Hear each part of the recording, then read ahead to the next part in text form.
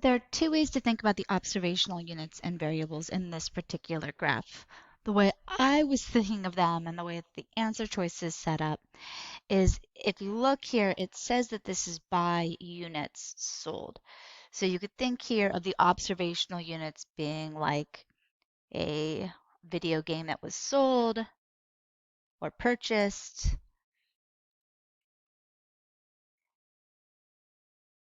And then what they would do is for each of those video games, right, they would figure out what genre it fit into. So our variable here would have been the genre of the game that was sold. Now, if we actually think about it, that is an inefficient way to be dealing with this data set because they would need to somehow collect data on every game sold through every possible venue, right? Amazon, GameStop, everywhere that you could possibly buy games, they'd have to be able to get that information at a unit level. So this is actually unreasonable, though that's kind of how it seems like they're presenting the data, is that they collected it this way. In reality, what they probably did instead is their observational units were more likely the actual video games, right? So they could talk to the manufacturer, whether it's Red Dead Redemption or whatever that video game is, and then their variable here could be the number of units sold,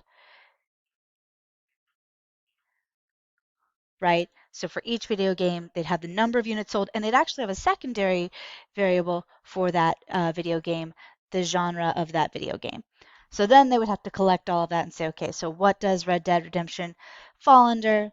Maybe it's a shooter game, maybe it's role playing, and now we get into that weird mix of like it's kind of a bit of both, and we have to figure out where that falls and where all those units end up.